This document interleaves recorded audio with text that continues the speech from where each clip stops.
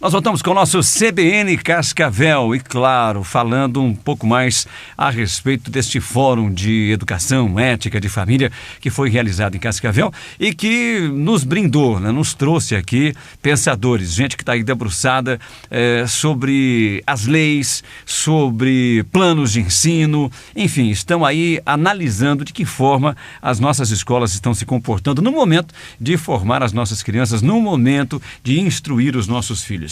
Hoje nós temos a alegria de ter aqui na CBN o advogado, o procurador do Estado de São Paulo, ex-assessor do Supremo Tribunal Federal e criador e coordenador do site escolasempartido.org, que você terá aqui os endereços, os contatos todos aqui numa postagem no nosso site, cbncascavel.com.br, todos os contatos do Dr. Miguel Najib.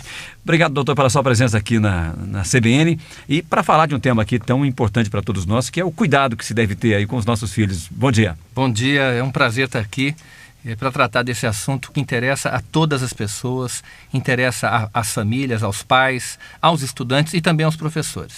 Bom, doutor, nessa relação aqui, família e escola, está havendo interferência? O que a gente tem percebido aqui nesse fórum, durante esses dias de discussão, são algumas denúncias de que a escola tem extrapolado os seus limites no momento de levar o conteúdo, levar a informação aos nossos filhos? Isso tem ocorrido com uma frequência impressionante. A escola tem usurpado, e eu quando digo escola, eu me refiro não apenas não, obviamente, a pessoa jurídica, estou falando de indivíduos que, exercendo as suas funções, usurpam a autoridade moral dos pais sobre os seus filhos. Isso é muito grave porque acaba solapando, como eu disse, a autoridade que um pai precisa ter para poder dar uma boa formação aos seus filhos. Isso é muito sério, tem acontecido com uma frequência impressionante e isso é uma prática ilegal, é preciso deixar claro isso. Essa prática, a usurpação do direito dos pais sobre a educação moral dos filhos, ofende um tratado internacional sobre direitos humanos, do qual o Brasil é signatário. A Convenção Americana sobre Direitos Humanos garante aos pais o direito a que seus filhos recebam a educação moral que esteja de acordo com as suas próprias convicções. Essa ação, ela não é casual, ela é orquestrada, ela é planejada, doutor? Certamente. Isto é uma orientação que parte do governo federal, do Ministério da Educação e do Ministério da Educação, do MEC, parte das secretarias de educação e também da Unesco. A Unesco tem um papel muito importante na difusão desse comportamento. A Unesco e os governos nacionais, estaduais, municipais e o governo federal incentivam o professor a promover uma determinada agenda moral, ou seja, em sala de aula. Ou seja, eles incentivam o professor a cometer uma infração à lei. O que é que se pretende com isso? O que é que esse governo está querendo com essa doutrinação? Reengenharia social. O que eles querem é implantar uma nova escala de valores. Isto parte da Unesco. A Unesco transmite esta agenda para os governos nacionais e os governos nacionais, por sua vez, transmitem essa mesma agenda aos governos locais. Isso inclui, por exemplo, a pretexto de se combater a homofobia, o que se faz, esse é apenas um dos exemplos, a pretexto de se combater a homofobia, o que se faz é promover determinados comportamentos sexuais. E se usa a sala de aula para fazer isso. Foi diante dessa ameaça que nasceu a Escola Sem Partido? O que é isso? Por que motivou o senhor a entrar nessa luta? Olha, o Escola Sem Partido ele surgiu em 2004, a partir de um problema que eu tive com a minha filha mais nova. Na época ela estava na 7ª série do ensino fundamental. Ela tinha um professor de história, a quem eu já conhecia porque havia sido professor de outro filho meu, e eu sabia que era um professor que tinha orientação de esquerda, como costuma acontecer. Os professores de história, em geral, têm têm preferências políticas bastante identificadas com a esquerda. Pois esse professor, um dia, durante uma aula, comparou São Francisco de Assis a Che Guevara. Eu fiquei bastante aborrecido com aquele fato, porque já conhecia o professor, sabia que ele tinha essas práticas em sala de aula, então eu decidi escrever uma carta aberta a esse professor e fui distribuir cópias dessa carta no estacionamento da escola. Isso aconteceu em 2003. A escola reagiu de uma forma, eu distribuí mais ou menos uns 300 exemplares. E a escola me chamou para conversar, negou que aquilo estivesse acontecendo. Os alunos reagiram contra mim, em vez de aproveitarem aquele fato que eu estava revelando para cobrar satisfações do professor, ficaram a favor do professor, contra mim. Graças a Deus, a minha filha não foi hostilizada, mas eu fui bastante hostilizado pelos estudantes e eu fiquei absolutamente chocado com a reação que aquilo havia provocado. Eu percebi que aquelas crianças estavam reagindo como vítimas da síndrome de Estocolmo. É um fenômeno bastante que quem não conhece, procure conhecer sobre a síndrome de Estocolmo. Então eu resolvi, a partir desse momento, eu conheci uma experiência... um site americano que tratava deste assunto. Eu falei, bom, eu também vou criar aqui um site que trate da questão da doutrinação, do uso político e ideológico da sala de aula. E foi o que eu fiz em 2004, entrou no ar o site Escola Sem Partido, e nós iniciamos ali um movimento contra a prática da doutrinação política e ideológica em sala de aula e contra a usurpação do direito dos pais de dar aos seus filhos a educação moral que eles acham que seja a mais correta. O senhor fala em direito. Toda essa luta está amparada na Constituição? Perfeitamente. Nós não defendemos nenhum ponto de vista que não esteja perfeitamente ancorado na Constituição Federal. É a Constituição Federal que garante a liberdade de consciência e de crença dos alunos. É a Constituição Federal que garante o princípio da neutralidade política e ideológica do Estado.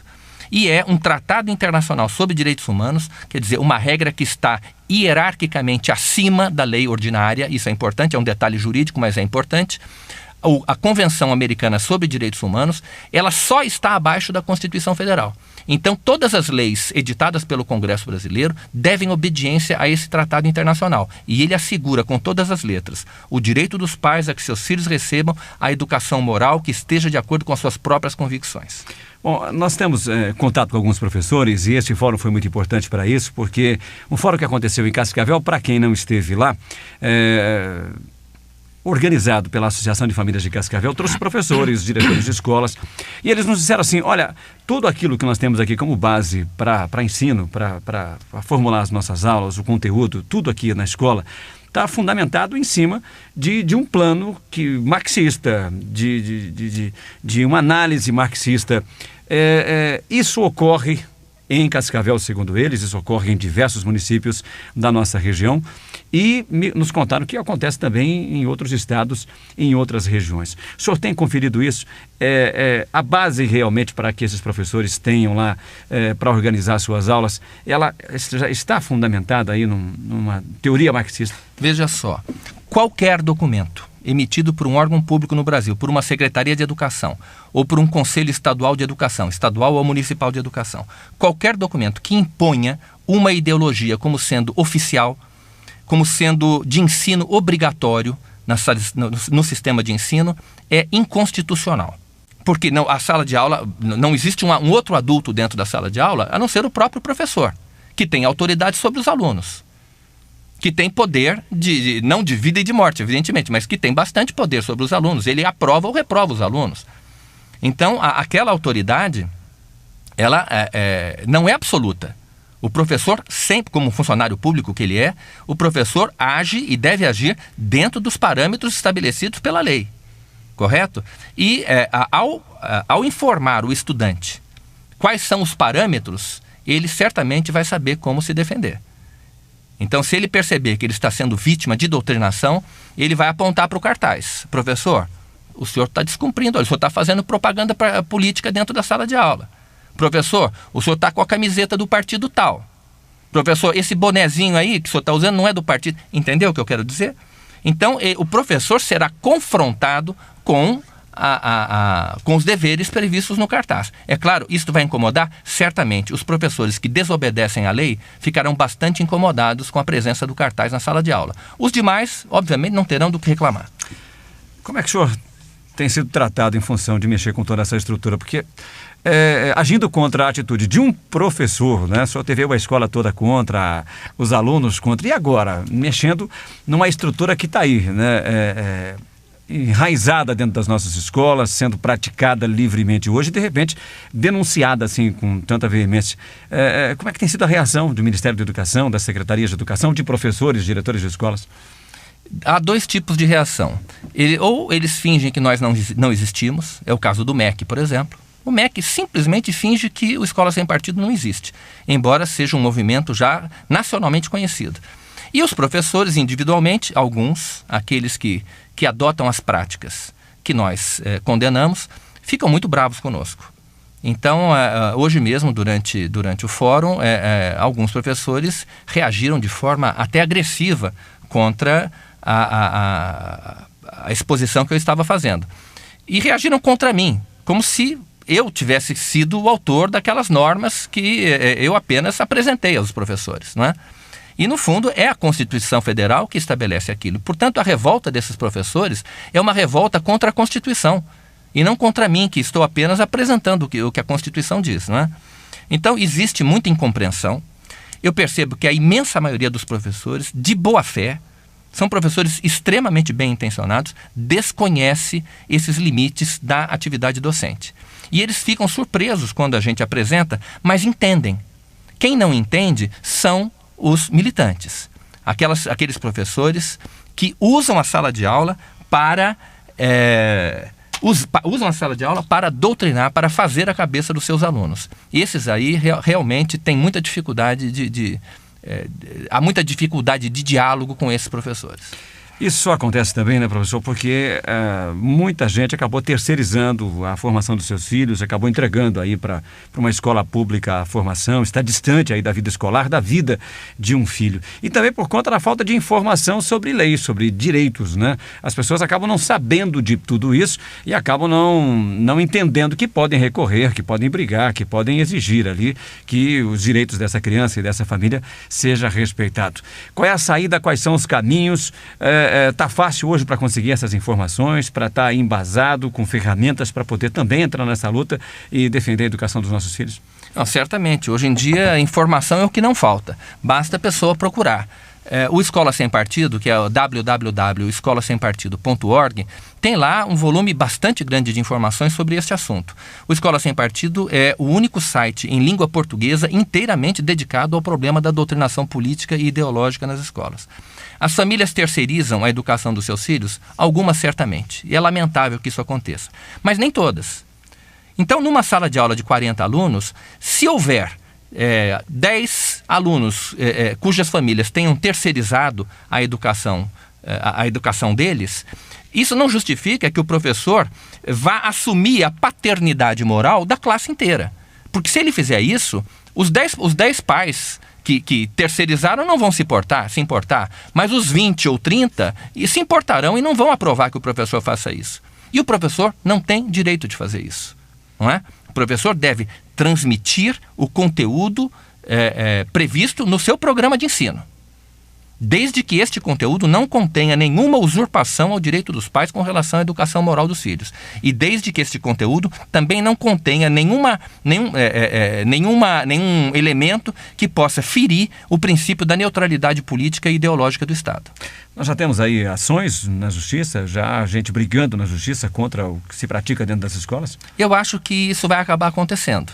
Ainda não tenho notícia de nenhuma ação judicial contra escolas ou contra professores. Mas na medida em que os pais dos alunos tomarem conhecimento, entenderem a mecânica da lei, entenderem os limites da atividade docente, eles certamente não se calarão. Eles tenderão, acredito eu, a cobrar na justiça que os seus direitos, direitos de pai e os direitos dos filhos deles sejam respeitados. E é importante também, Tapia, que os políticos percebam o que está acontecendo. Porque, na verdade, o que está acontecendo é o seguinte, o sistema de ensino está sendo usado contra a democracia. Ele está sendo instrumentalizado com o objetivo de desequilibrar o jogo político em favor de um dos competidores. E nós sabemos, todo mundo sabe, qual é o competidor que está ganhando com isso. Então, os políticos, aqueles que não se identificam com a agenda ideológica, com os valores ideológicos que estão sendo transmitidos nas escolas hoje, esses políticos deveriam ficar atentos, porque eles estão sendo sabotados dentro do sistema de ensino. Ou seja, a máquina do Estado está sendo colocada a serviço dos seus concorrentes, das pessoas que competem com eles dentro da luta política. Isso é muito sério, porque isso é uma sabotagem à própria democracia. Doutor Miguel Najib, falando com a gente aqui no CBN Cascavel, a gente teria aqui que ter uma semana para a gente aprofundar ainda mais esse assunto, conversar, muito que ser falado, mas eu acredito que o que o senhor nos trouxe já é o suficiente para haver uma incomodação aí do outro lado, né? De professores, diretores de escolas, revisar esse conteúdo que está sendo aplicado, mas principalmente os pais, né? Para que conversem com seus filhos, analisem esse material que está chegando em casa, essas tarefas que são feitas em casa, para saber realmente o que eles estão aprendendo na escola. Acredito que já foi aí uma provocação bastante interessante. Eu quero agradecer a sua presença aqui no CBN Cascavel, parabenizar pela luta, viu? E quero divulgar aqui, né? O escolasempartido.org é um site importantíssimo aqui. Lá tem muita informação, né? Para que as pessoas continuem se informando e possam também participar dessa luta, não? Certamente. E no Facebook também, nós temos uma página no Facebook, procurem, na verdade há mais de uma página com o nome Escola Sem Partido. São admiradores do trabalho que nós fazemos que tiveram essa iniciativa. Mas há uma página do Escola Sem Partido oficial, podem procurar, tem muita informação lá. Eu quero dizer mais uma última coisa, que sem coragem não se muda essa situação. E essa coragem, ela deve ser necessária aos pais, aos estudantes e aos políticos. Então, essa situação vai continuar como está se não houver coragem dessas três pessoas. Os pais, para defender os seus filhos, para defender a sua autoridade moral sobre os filhos, dos estudantes, para defender a sua própria liberdade de consciência e dos políticos, para defender a democracia. Obrigado pela presença, bom trabalho. Essa entrevista está indo na íntegra para o nosso site cbncascavel.com.br para você ouvir, refletir, compartilhar. Daqui a pouco nós voltamos.